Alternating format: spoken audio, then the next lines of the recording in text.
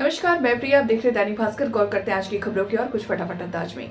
Mumbai police ने सैफ अली खान पर हमला करने वाले मुख्य आरोपी को गिरफ्तार कर लिया है। आरोपी का नाम विजय दास बताया गया।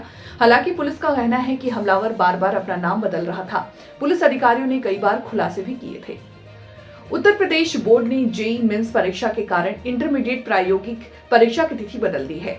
अब प्रायोगिक परीक्षा प्रथम चरण में 1 फरवरी से 8 फरवरी, दूसरे चरण में 9 से 16 फरवरी तक होगा। परीक्षा 2 चरणों में होगी। उत्तरी गोवा में पैराग्लाइडिंग करते समय एक 27 वर्षीय महिला पर्यटक और उसके इंस्ट्रक्टर की खाई में गिरने से मौत हो गई। पुलिस ने बताया कि दुर्घटना शनिवार शाम केरी गांव में हुआ। पैराग्लाइडर एक चट्टान से उड़ान भरने के तुरंत बाद गड्ढे में गिर गया, जिसमें दोनों की मौके पर ही मौत हो गई। खनौरी बॉर्डर पर 54 दिनों से आमरण अनशन कर रहे किसान नेता जगजीत सिंह डल्लेवाल आखिरकार इलाज के लिए तैयार हो गए थे। शनिवार को कृषि मंत्रालय के संयुक्त सचिव प्रियरंजन ने केंद्र सरकार की तरफ से बातचीत का प्रस्ताव दिया, जिसे उन्होंने मंजूर कर लिया। नाइजीरिया के नॉर्थ सेंट्रल हिस्से में एक गैसोलीन टैंकर में विस्फोट होने से कम 70 लोगों की मौत हो गई। देश की इमरजेंसी रिस्पांस एजेंसी के मुताबिक ये विस्फोट नाइजर प्रांत के खुलीसा क्षेत्र के पास हुआ, जब कुछ लोग जनरेटर में इस्तेमाल करके एक टैंकर के दूसरे टैंकर में गैसोलीन ट्रांसफर करने की कोशिश कर रहे थे। महाकुंभ 2025 में एक परिवार ने जुगाड़ से बनी टमटम पर 700 किलोमीटर का सफर तय किया। वृंदावन से महाकुंभ पहुंचे इस शनिवार को वृंदावन से इस परिवार ने प्रयागराज पहुंच करके लंबी दूरी का यात्रा पूरा किया। महाकुंभ में इसके बाद डुबकी लगाई।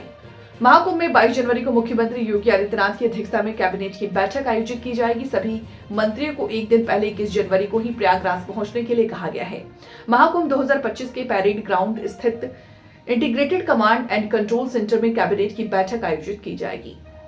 दिल्ली इलेक्शन 2025 के लिए सभी 70 सीटों पर 5 फरवरी को मतदान होगा और इसके नतीजे 8 फरवरी को आएंगे।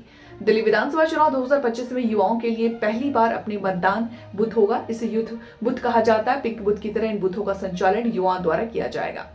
ऋषभ पंत को भारत के भविष्य के तौर पर देखा जाता है। एक समय वो टेस्ट टीम का कप्तान बनने की रेस में थे, लेकिन कार एक्सीडेंट के कारण वो लंबे समय तक खेल से दूर हो गए।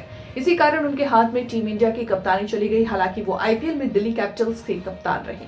शंकर के निर्देशन में बनी गेम चेंजर साल की मच अपडेटेड फिल्म रही। फिल्म की ओपनिंग देख करके लग रहा था कि ये पुष्पा 2 द रूल के बाद तेलुगु सिनेमा में तबाही मचा देगी, लेकिन ऐसा होता नहीं दिख रहा। भारत में फिल्म की लूटियां डूब गई है। फिलहाल वक्त हो चला एक छोटे से ब्रेक का। जल्द हाजिर होंगे ब्रेक के बाद। तब तक के लिए आप बने रहे हमारे साथ और मुझे दीजिए इजाजत। नमस्कार।